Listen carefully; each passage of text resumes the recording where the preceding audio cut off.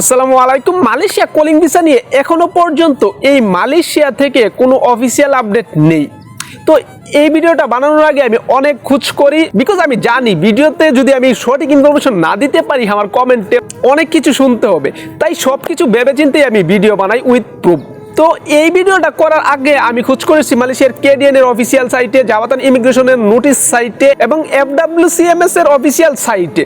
এছাড়া আমি অন্যান্য সাইটে খোঁজ করি এবং সর্বশেষ আমি বাংলাদেশের কয়েকটা এজেন্সির সাথে কথা বলি যে তাদের কাছে কাজ নামছে কিনা, তাদের কাছে কি এখনো পাসপোর্ট জমা দেওয়া যাবে কিনা।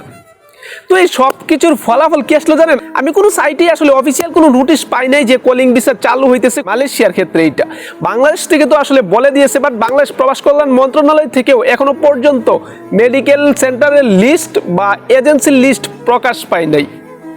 এইবার আমি পার্সোনালি যেটা এজেন্সির সাথে খোঁজ করেছি, সো ওনারা যেটা বলছেন যে আমরা চাইলে এখন আমি পাসপোর্ট নিতে পারি, আমাদের অনেক এজেন্ট আছে পাসপোর্ট দেওয়ার জন্য রেডি, বাট পাসপোর্ট তারা নিতেছে না কোনো এজেন্সি এখনো পর্যন্ত। তো আমি যাদের সাথে কথা বলছি অনেক বড় এজেন্সি, তো তারা যেটা আমাকে বললো যে এখনো পর্যন্ত তারা পাসপোর্ট জমা নিতেছে না।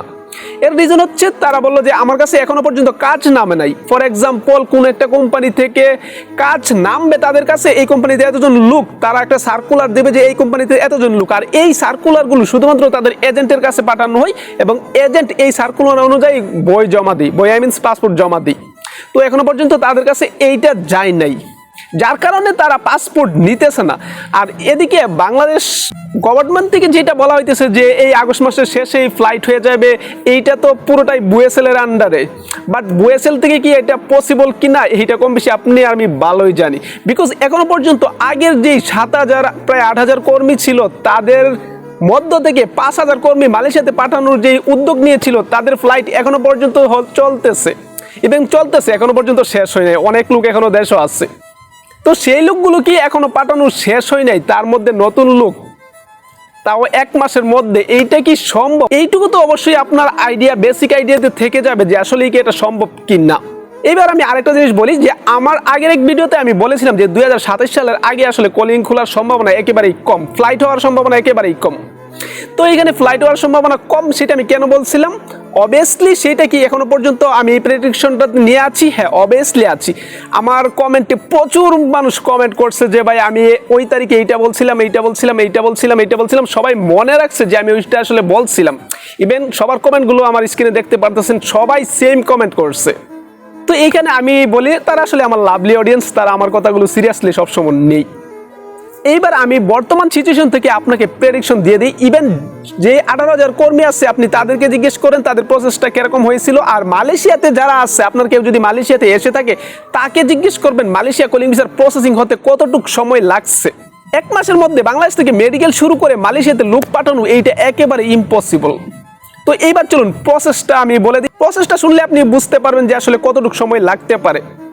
যদি এর আগে চালু হয়ে যায় ভালো, আলহামদুলিল্লাহ, আমি নিজেও চাই আসলে কলিং ভিসা চালু হয়ে মালয়েশিয়াতে লোক আসুক আমাদের বাংলাদেশি বাইরা, বিকজ এখন কিছু সেক্টরে লাইক ক্লিনার সেক্টরে আমি মালয়েশিয়াতে আসার প্রায় 3 বছরের উপরে হয়ে গেছে, আমি কখনো নেপালিকে দেখি নাই ক্লিনার সেক্টরে কাজ করতে।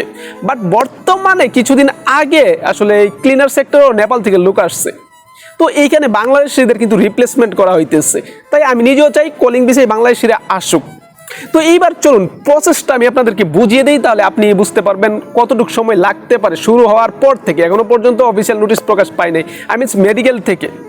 তো সবার প্রথমে তো প্রবাস কল্যাণ মন্ত্রণালয় থেকে মেডিকেল সেন্টারের লিস্টগুলো প্রকাশ পাইবে, সেন্টারের লিস্টগুলো প্রকাশ পাইলে আর এজেন্সি লিস্ট তো অবশ্যই পাইবে, তখন ওই এজেন্সি আই মিনস যারা কাজ নামিয়ে রাখছে বা যারা কাজ এখনো পর্যন্ত যায়নি তারা নামিয়ে রাখবে। প্রবাস কল্যাণ মন্ত্রণালয় থেকে লিস্টটা প্রকাশ পাইলেই নামিয়ে রাখবে, পাসপোর্ট কালেক্ট করবে, তারা আসলে পাসপোর্ট কালেক্ট করা শুরু করে মেডিকেল পাঠাবে সবার প্রথমে।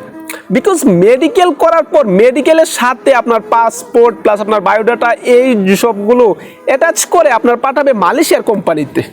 তো মালয়েশিয়ার কোম্পানিতে পাঠালে কোম্পানি এই সবগুলোকে একত্রে করে তারপর পাঠাবে ইমিগ্রেশনে, জাবাতান ইমিগ্রেশনে। তো ইমিগ্রেশনে পাঠানোর পর ইমিগ্রেশন থেকে ওইগুলো চেক করবে এবং কোম্পানির চেক করবে যে এই কোম্পানিতে এতজন লোক খাটানোর প্রসেস আছে কিনা। যখন এইগুলো থাকবে তখন ইমিগ্রেশনের প্রসেস আপডেট উঠে যাবে, আপনি পাসপোর্ট দিয়ে চেক করতে পারবেন।